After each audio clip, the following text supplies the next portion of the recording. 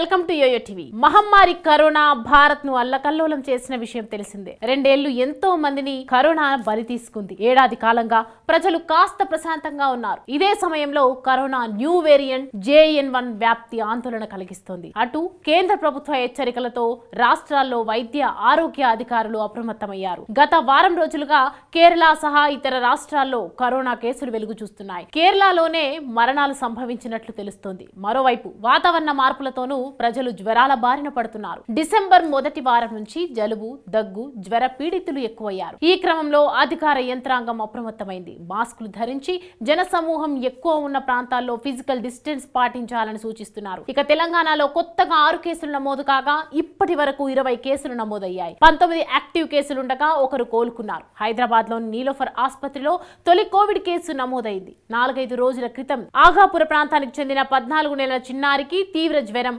ఊపిరి పీల్చుకోవడంలో ఇబ్బంది పడుతుండటంతో నీలోఫర్ ఆసుపత్రికి తీసుకువచ్చారు. అనంతరం అనుమానంతో వైద్యులు పరీక్షలు నిర్వహించగా కోవిడ్ పాజిటివ్ నిర్ధారణ అయింది. ప్రస్తుతం చిన్నారిని ఐసోలేషన్ వార్డులో ఉంచి చికిత్స అందిస్తున్నారు. ప్రస్తుతం చిన్నారి ఆరోగ్యం మెరుగైందని వెంటిలేటర్ తొలగించి ఆక్సిజన్ సహాయంతో చికిత్స అందిస్తున్నట్లు ఆసుపత్రి వైద్యాధికారి శ్రీనివాస్ కళ్యాణి తెలిపారు. కోవిడ్ కొత్త వేరియంట్ పై ప్రజలు అప్రమత్తంగా ఉండాలని, మాస్క్ ధరించి జాగ్రత్తలు పాటించాలని సూచించారు. కరోనా వ్యాప్తి నేపథ్యంలో తల్లిదండ్రులు పిల్లల పట్ల అప్రమత్తంగా ఉండాలని వైద్య నిపుణులు హెచ్చరిస్తున్నారు. జలుబు, దగ్గు లక్షణాలుంటే వెంటనే వైద్యుని సంప్రదించాలని సూచిస్తున్నారు. 10 ఏళ్లలోపు పిల్లలు, 60 ఏళ్లు దాటిన వారు, గర్భిణీలు అత్యవసరమైతే తప్ప బయటకు రావద్దని స్పష్టం చేశారు. పిల్లలు మాస్క్ ధరించేలా జాగ్రత్తలు వహించాలి. వారి చేతులను తరచూ శానిటైజ్ చేయాలి. ఇతర పిల్లలతో ఆడుకునేటప్పుడు అప్రమత్తంగా ఉండేలా చూడాలి. ఉదయం, సాయంత్రం వారు 6 బయటకు వెళ్లకుండా చూడాలి. ప్రస్తుతం శీతల గాలుల కారణంగా వారు జలుబు, దగ్గు, జ్వరం బారిన పడే అవకాశం ఉంది.